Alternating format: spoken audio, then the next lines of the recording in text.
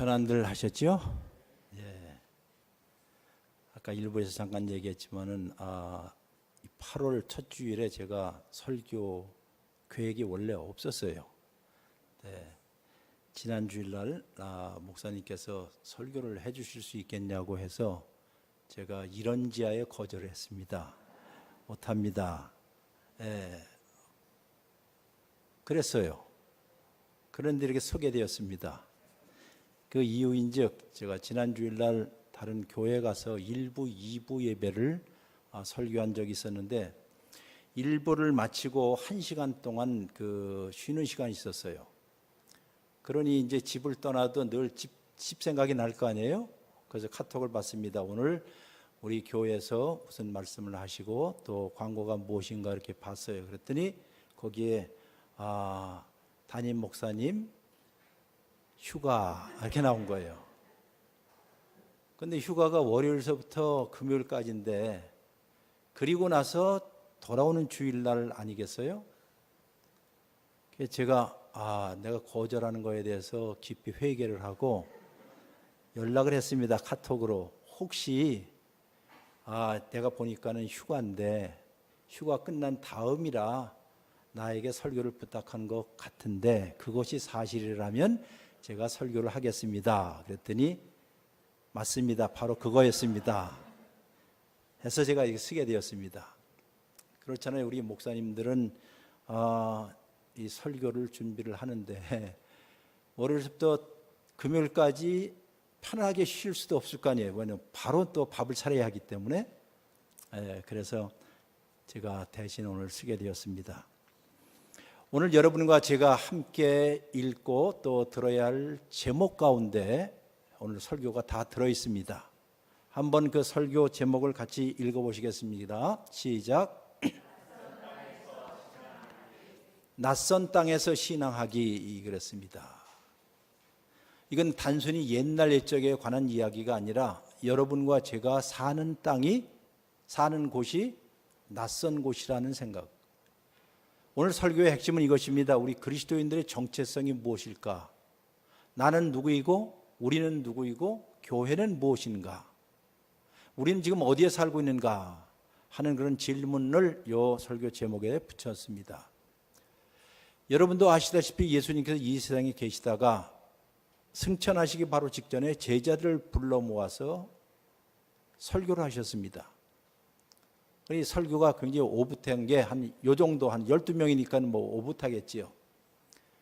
설교를 쭉 하신 후에 모든 설교자가 다 하듯이 설교를 마친 후에는 기도를 합니다.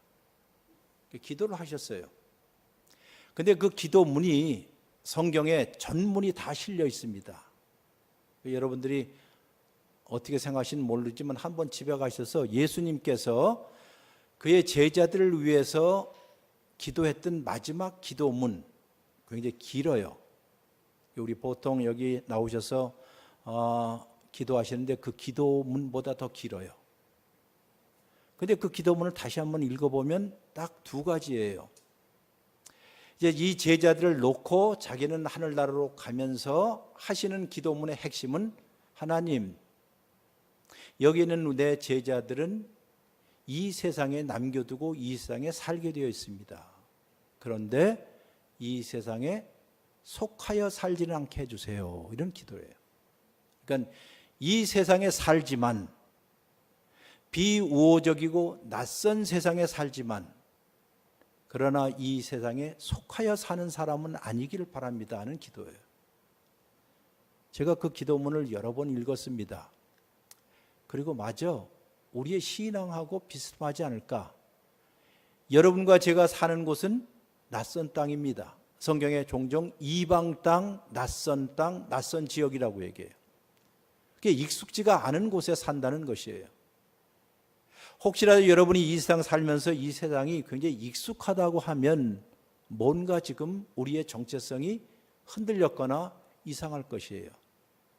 왜냐하면 여러분과 저는 다 이 세상에 속하여 있지 않고 다른 나라에 속하여 있고 그 나라로부터 온 사람들이기 때문입니다. 즉 하나님으로부터 와서 잠시 이 세상에 살기 때문에 이 세상은 우리가 속하여 사는 세상은 아니라는 것이에요. 유명한 구절이 요한복음 17장 그 대제사장의 기도문 가운데 이런 말이 있어요.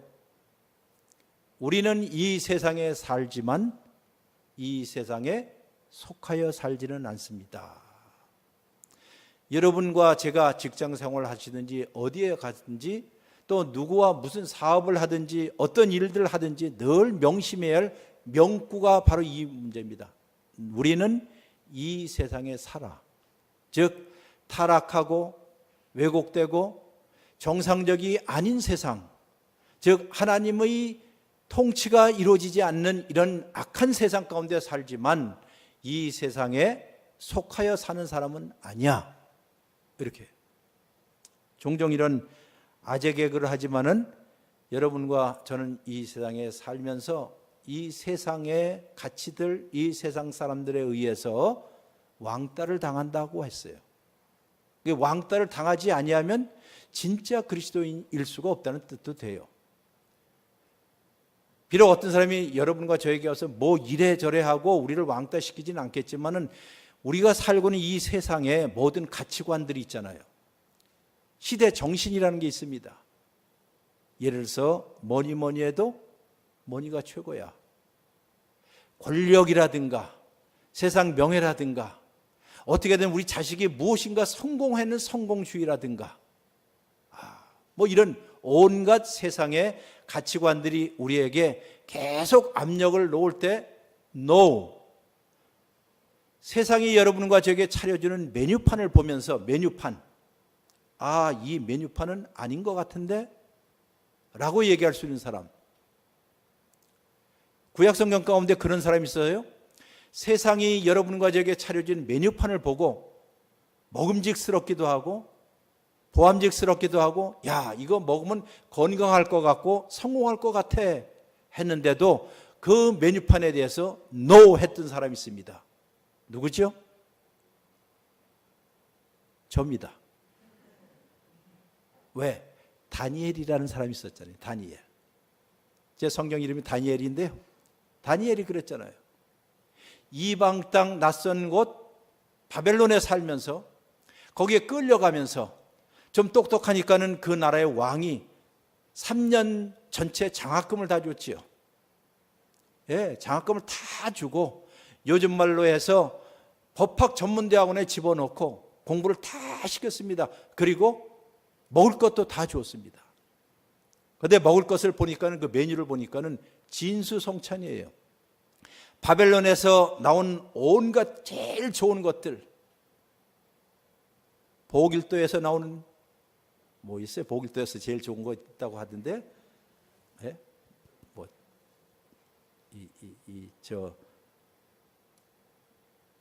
크랩이라고 한 어쨌든 뭐 있어요.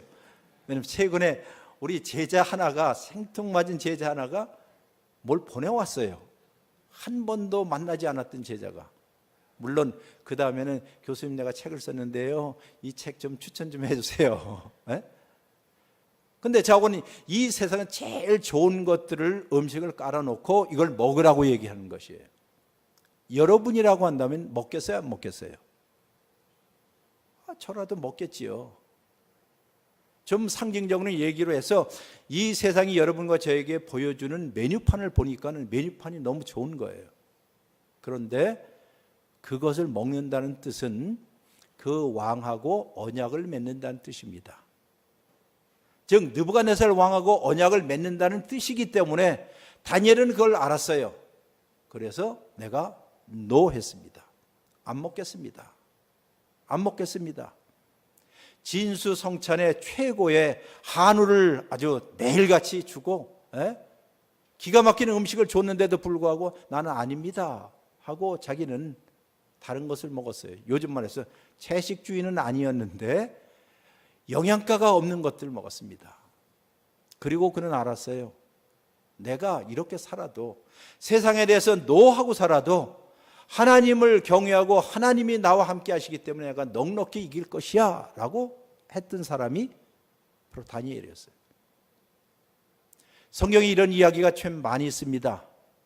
세상과 이 세상이 여러분에게 이런 가치들, 이런 메뉴들, 이런 것들을 차려줄 때에 우리 가운데서 누가 no, 아니요 라고 할 사람은 매우 드물 것이에요.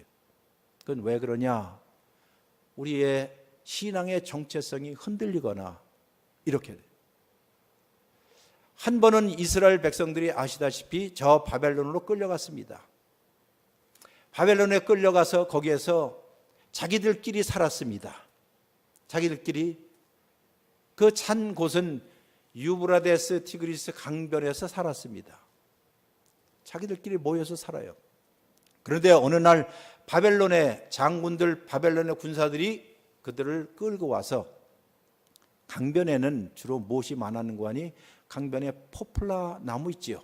플라다스 포플라 나무가 많은데 그쪽으로 끌고 와서, 우리가 듣기로는 너희들이 저 예루살렘에 살 때 소위 일요일마다 내 영혼이 은총 입어 중한 죄짐 벗고 보니 이런 노래를 불렀지.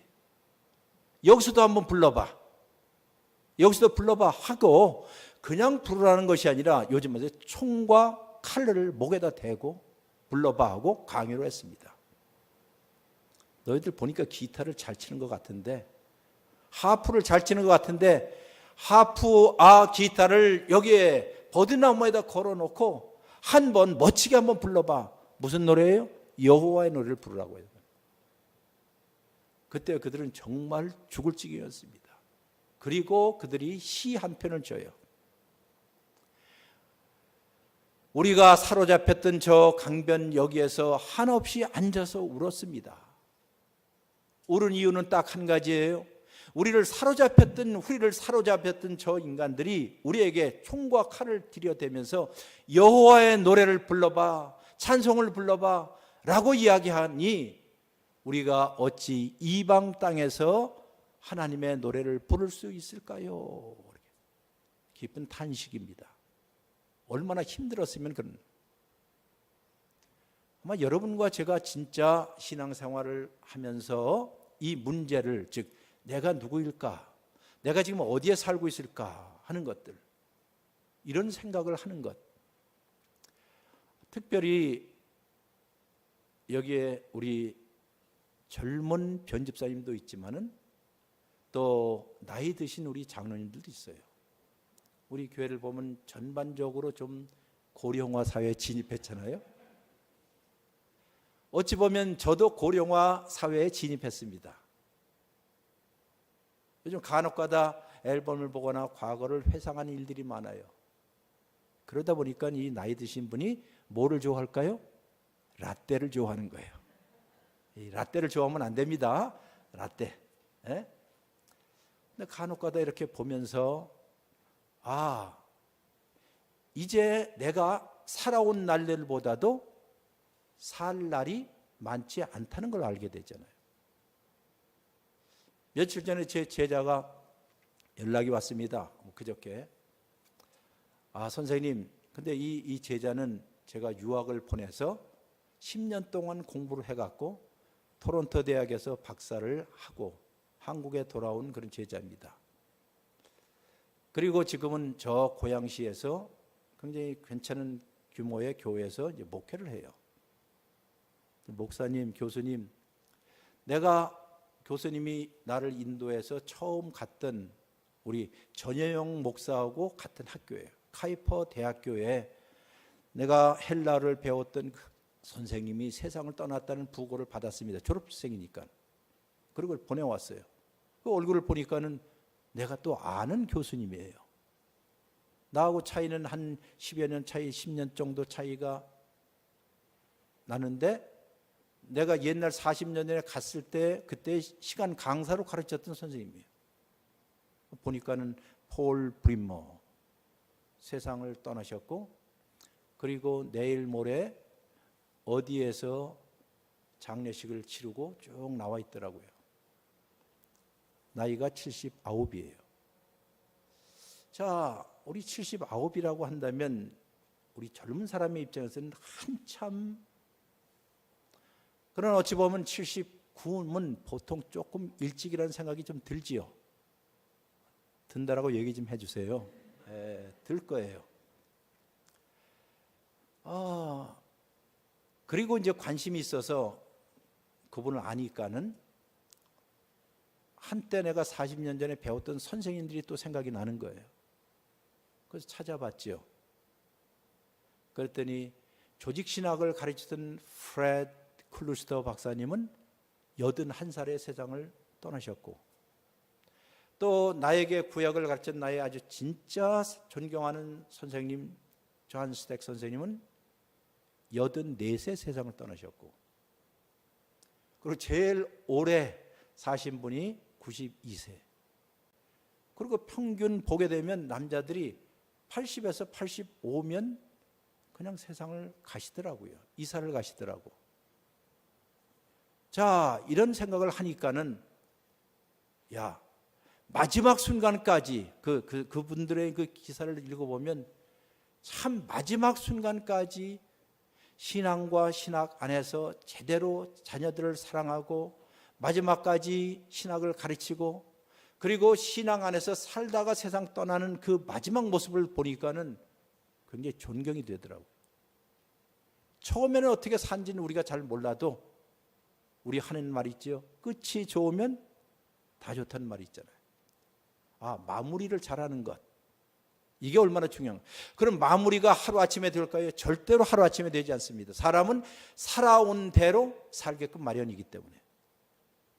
여러분과 제가 어떤 신앙을 갖고 살았으면 우리 교회에서 무지개교회에서 1년, 2년, 10년, 20년 쭉 살아왔으면 그 살아온 신앙의 행대대로 그대로 살아가기 마련. 그거 참 좋은 것이죠. 매일 먹는 밥이 얼마나 소중하다는 걸 아실 거예요. 아무것도 아닌 것 같지만 그것을 계속 엄마가 차려주는 그 음식들, 밥을 먹으면서 우리가 쭉 살아오는 것이에요.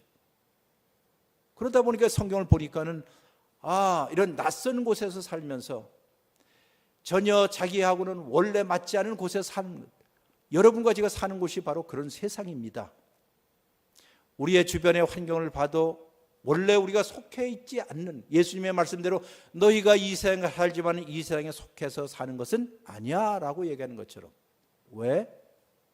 우리는 다 일종의 연어와 같기 때문입니다. 여러분 셀몬 좋아하시죠? 네, 좋아하신다고 하세요? 셀몬 좋아하시죠? 네. 근데 셀몬을 잡수실 때마다, 전에 한번 설교할 때 이런 말 했어요. 연어의 결심을 기억하고 잡수시라는 거예요. 무슨 뜻입니까? 다큐멘터리를 종종 보는데요. 저 알래스카의 연어 유명하지요. 네? 아마 레스토랑 하시는 분은 연어 하게 되면 알래스카의 연어나 저기 스칸디네비아 노르웨이 연어가 제일 유명하대요. 그런데 연어들을 보시면 연어가 그 원래 있었던 시내에서 그걸 갖다 우리가 좀 어려운 말로 모천이라고 얘기합니다. 어머니의 천. 자기를 낳아준 그 시내에서 알이 부양되고 거기서 새끼가 나오고 그 다음 연어가 형태를 잇고 거기서 떠나요. 시내를 따라서 떠나서 태평양으로 들어가요. 태평양, 그 광대한 태평양에서 적어도 3년 이상을 삽니다. 친구를 만나서 살고도 해요. 그러다 3년, 4년이 되면 어디로 가요? 희한하게 그 광활광대한 태평양 속에서 자기가 원래 태어났던 그곳을 향해서 헤엄쳐서 가기 시작해요. 참 신비롭고 기적과 같은 일이 아닙니다. 그리고 그 마지막 그 스트림, 그 시내를 따라서 올라갈 때 얼마나 물결이 셉니까? 거기 누가 있어요? 곰들이 있잖아요. 예?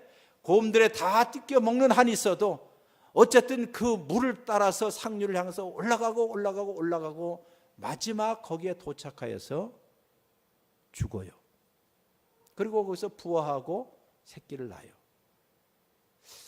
이 삶이라는 것이 특별히 연어를 생각하면서 맞아. 어디로 돌아간다고요? 모천이라는 것.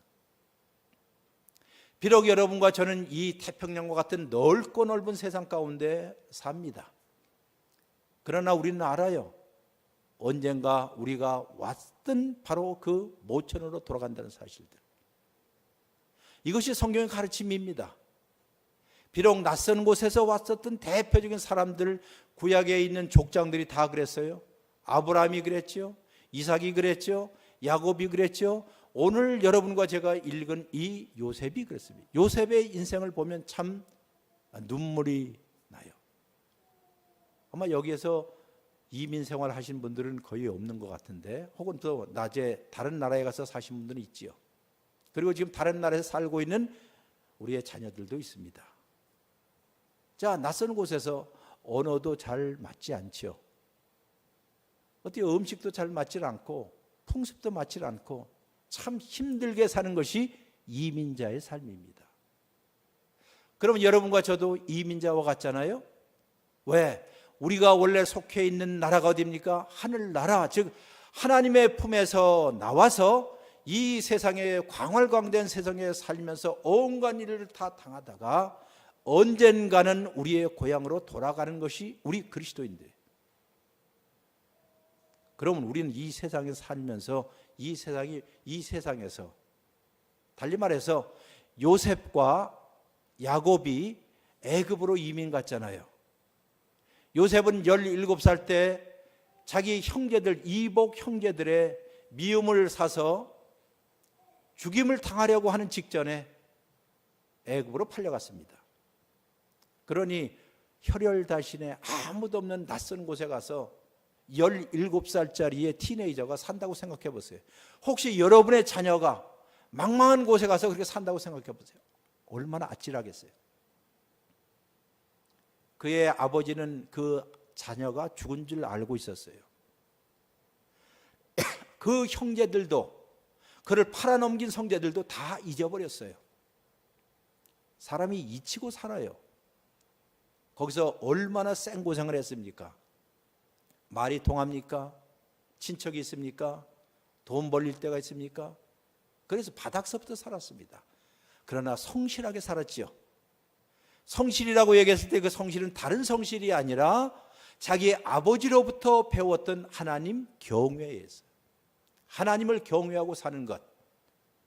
이것은 우리 교회 젊은이든지 젊은 층이든지 나이가 드신 모든 분들이 하나님을 두려워하고 하나님을 경외하는 것이 몸에 배이기 시작했습니다. 그러고 살았어요. 아무리 힘들어도. 그러다가 어쩌다가 애굽의 바로라는 것은 이집트의 황제를 가리켜서 그냥 명칭이 바로입니다. 파라오의 경호실장 집에 가서 일을 하게 되었지요. 부지런히 성실하게 일을 하니까는 온 집안을 다 맡긴 집사 역할을 하게 되었습니다. 그런데 인생은 예측지 않은 방향으로 가는 것 아시지요? 그 집의 부인이 이 젊은 청년을 유혹을 해서, 성적으로 유혹을 해서 불륜을 저지르려고 하려고 할 때 자기가 튀어나왔습니다. 옷을 잡고 있는 것을 튀어나와서 그리고 누명을 쓰고 어디 갔어요? 감옥에 가게 됩니다. 참 그 사람을 죽이지 않은 것만 봐도 보디발이 그 사람을 죽일 수도 있잖아요. 어떻게 내 부인. 근데 성경을 자세히 읽어보면 이 보디발도 자기 부인이 찔이 안 좋은 걸 알았어요. 정말 이거예요. 그래서 이 요셉을 죽이지 않고 그것도 감옥에 보내었는데 보통 일반인이 가는 감옥이 아니라 특수 감옥이에요. 즉 정객들, 즉 정치인들만 가서 있는 곳, 거기에서 그는 부지런히 또 일을 하죠. 거기 들어와 있는 사람들 다 맡겨서 어느 날 여러분도 아시다시피 거기에 바로 궁정에서 궁중 모반을 했던 고위공직자 2사람이 거기 끌려 들어왔어요. 그 사람들 위해서 봉사를 했습니다. 그리고 어느 날 그 2사람이 꿈을 꿨다는 이야기를 듣고 꿈을 해몽해 주는 이야기를 여러분 성경에서 들었을 거예요. 들어보니 한 사람은 다시 복권할 것이고 한 사람은 그 여죄를 물어서 사형에 처한다는, 그래서 그 꿈 해석을 해줍니다. 그리고 마지막으로 이런 말을 해요. 당신들이 옥에서 추록하여서 출소하면 Don't forget me. 영어로는 얘기하지 않았겠죠. 뭐요? 나를 잊지 마세요. 나를 잊지 마세요. 꼭 기억해 주세요. 여러분, 얼마나 절박한 이야기겠습니까? 그동안에 거기서 살았던, 그 감옥에서 살았던 것이 얼마인지는 성경 밝히지 않아요. 자고는 거기 있었어요. 그리고 그들이 복권되자마자 3일 만에 복권되었어요. 여러분, 복권된 사람, 다시 왕의 제3인자 고위 공직자로 다시 복권 안 된 사람이라 하면 얼마나 신이 났습니까? 그래서 가족들과 잔치도 하고 그동안 밀렸던 걸 다 한 다음 정도라면, 적어도 일주일 정도 지난 후라면 누가 생각이 나야 돼요? 인간이라면 누구요? 요셉이 생각나야죠. 근데 생각하지 않았어요. 이게 이 세상입니다. 우리가 흔히 하는 말이 있죠. 제가 세상에 믿을 놈은 있다 없다? 없어요. 인간이 그런 거예요. 그렇게 호의를 다 베풀었어도 다 쉽게 잊어버려요. 그러니 이걸 탓하지 마세요. 왜냐하면 이 세상이 원래 그런 거거든요. 그거에 대해서 너무 상심하지 마세요. 너무 가슴 아파하지 마세요. 원래 그런 거예요. 이 세상이 왜곡되고 악한 세상이 원래 그런 것입니다. 그리고 내일이면 오늘이면 그 소식이 올까? 그분이 나를 다시 꺼내줄까? 오늘이나 내일이나 3일이나 계속 기다렸어요. 얼마나 가슴이 터지겠어요. 얼마 기다렸죠? 성경 아시는 분은? 얼마? 모르는 게 좋을 것 같아. 얼마요? 얼마요? 2달? 2년입니다. 생각해 보세요. 내가 잊혀진 바 되었다. 누군가 나를 더 이상 기억하지 않는다. 내가 가장 힘들 때, 제가 그래서 그 전에 그런 말을 종종 했습니다. 야, 내 제자들에게 농담할 때 10사람 친구 새길 생각하지 마. 한 사람 왼수 만들지 마.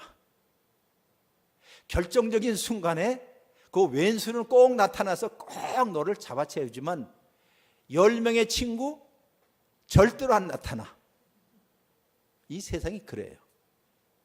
그런 이 세상에 대해서 너무 섭섭해요. 여기 원래 그런 거예요. 우리가 살고 있는 이방 땅, 낯선 곳이 원래 그래요.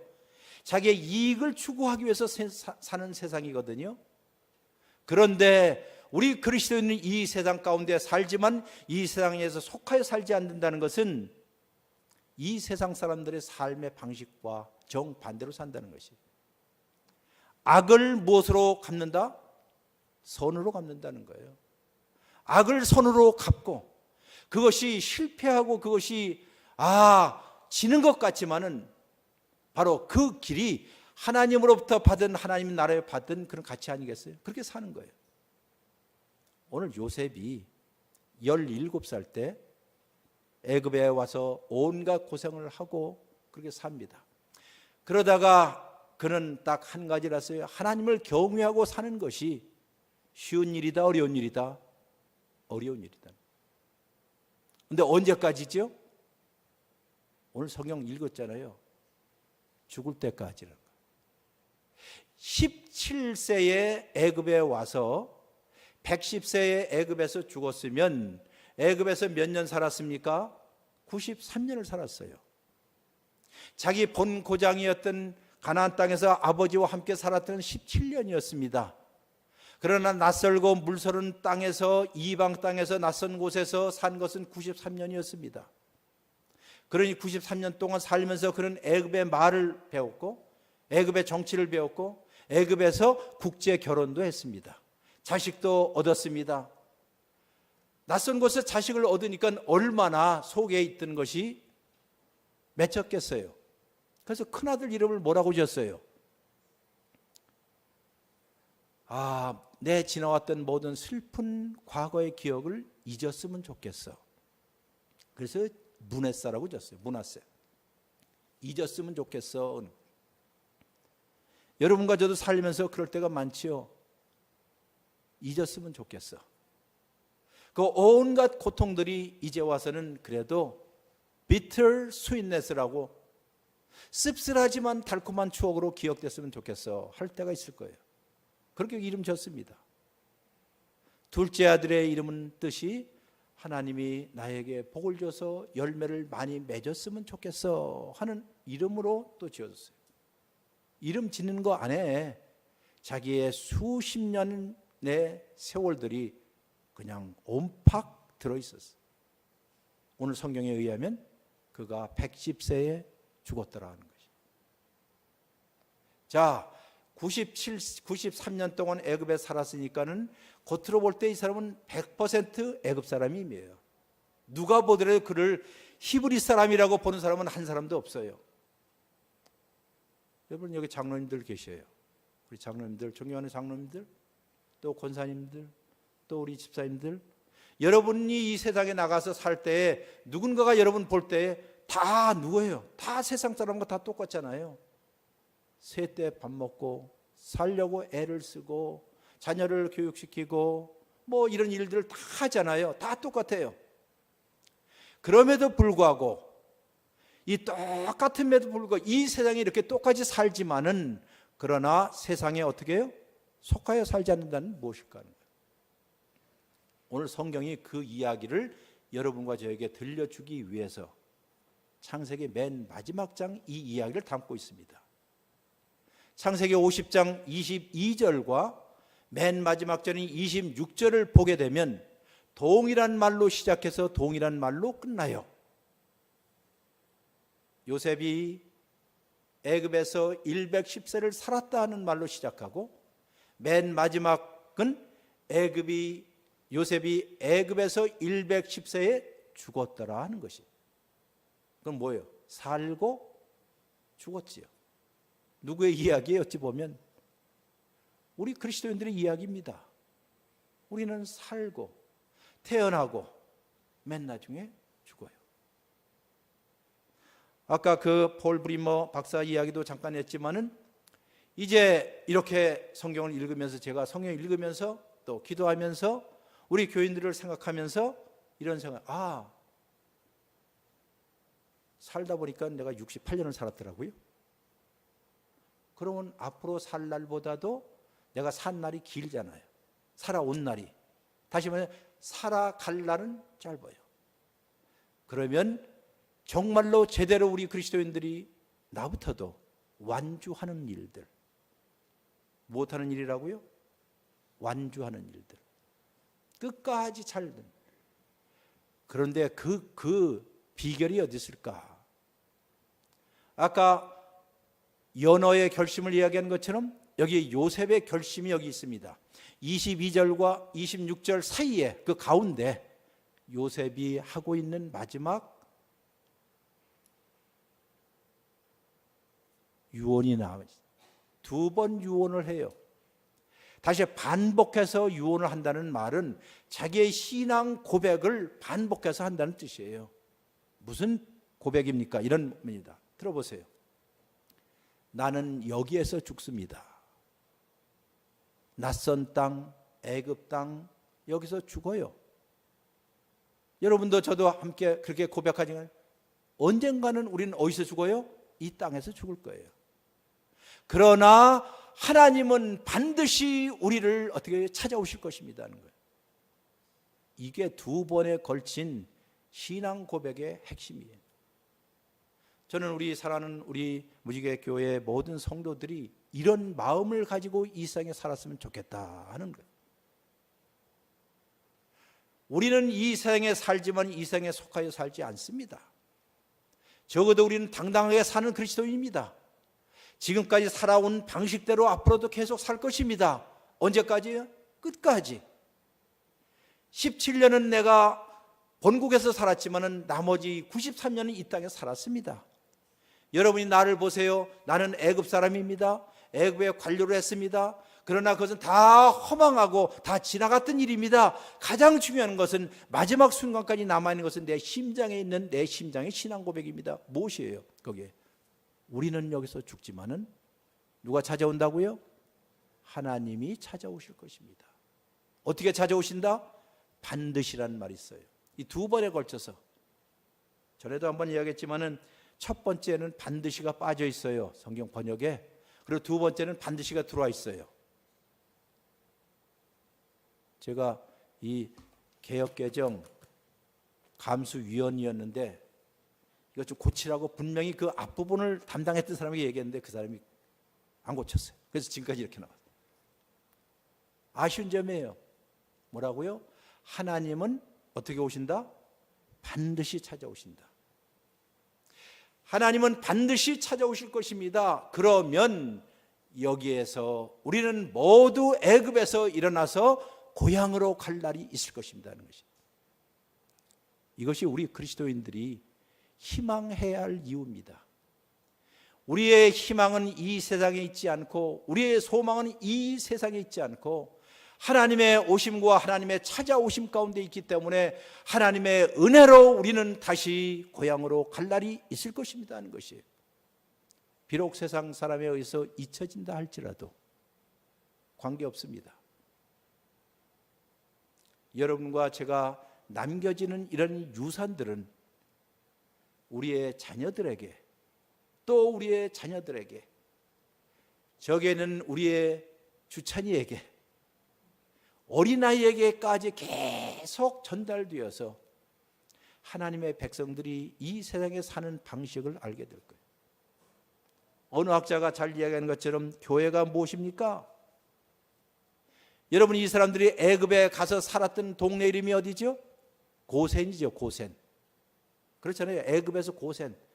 고센 안에서 이 사람들은 이스라엘 사람들, 히브리 사람들만 모여서 살았어요. 이게 멋진 상징 아니겠어요? 애굽에서 살지만 애굽에 속하여 살지 않는 것처럼 고센과 비스름한 게 무엇입니까? 교회 공동체라는 거예요. 교회가. 여러분이 정기적으로 일주일에 한 번씩 교회에 와서 우리가 속해 있는 것이 어디구나 하는 것. 우리는 결코 이 세상에 속한 사람들이 아니라 여기에 속해 있구나. 왜? 교회는 하늘 왕국의 지상 식민지라고 얘기해요. 제가 그 글을 읽으면서 멋진 말이다. 교회는 하늘 왕국의 지상 뭐라고요? 식민지. 식민지. 즉 하늘나라가 이 땅에 와서 영토를 만들어 놓고 여기에 살게끔 한 식민지예요. 그럼 식민지에는 누가 있어요? 총독이 있을 거 아니에요. 식민지가 지금 많거든요. 교회들이. 총독이 누구예요? 여러분의 담임 목사님이에요. 네? 하늘나라로부터 가치를 받아서, 전수받아서 그것이 이 세상에 살고 있는 여러분과 제가 마지막 순간까지 잘 살 수 있어요. 우리가 그냥 하는 말들 가운데 이런 말 있죠. 마지막까지 무엇 놓치지 말자. 마지막까지 무슨 줄 놓치지 말고 살자. 네? 네, 잘 아시네. 정신줄 놓치지 말고 살라는 거예요. 이게 그냥 세속적인 사람이 하는 말이 아니라 우리 그리스도인들 여러분과 저에게 하나님이 하시네. 야, 아무개야. 언제까지라고요? 마지막 완주할 때까지 정신줄 놓지 말고 살아. 너는 하나님의 사랑받는 자녀야. 내가 너를 끝까지 함께 할 거야. 내가 너를 반드시 찾아와서 너의 손을 잡고 집으로 갈 거야. 그러니 너는 비록 이 세상에 살지만 이 세상에 속하여 살지 않는다는 것을 기억해 다오. 세상은 너를 잊는다 할지라도 나는 너를 결코 잊지 아니하리라 하는 것이. 말씀을 맺습니다. 이 세상 살아가시면서 성경은 헤벨과 같다라고 얘기해요. 즉 덧없다라고 얘기해요. 흘러간다라고 생각해요. 우리의 때때로 세상에 있는 모든 우정들은 있다가 가요. 사람도 있다가 갑니다. 마치 이른 아침, 추운 겨울 이른 아침 우리가 창밖에 나와서 입김을 부르면 입김이 쭉 보이다가 사라지는 것처럼 다 가요. 그러나 지금 살아있는 동안에 까르페 디엠, 즉 하나님이 여러분과 저에게 주어진 오늘을 받으라는 뜻이에요. 감사함으로 받으십시오. 잡는 게 아니라 받으십시오. 그리고 오늘 마지막 찬송 불렀던 것처럼 그 어디나 주와 함께 동행하는 것이 어디라? 하늘나라라는 것. 그리고 마지막 하늘나라 갈 날이 있을 것입니다. 우리 사랑하는 모든 성도 여러분들, 코로나 시대에 너무 힘들지만 원래 우리가 낯선 곳에 살기 마련입니다. 이러한 일들이 옛날에도 있었어요. 또 앞으로도 있을지 모르겠습니다. 그러나 이 가운데서도 우리는 이 신앙의 고백들, 하나님은 반드시 찾아오신다. 이것이 바로 재림 신앙이요, 하나님을 다시 섬기려는 희망 가운데서 신앙생활하는 우리 모두가 되시기를 주의 이름으로 축원합니다.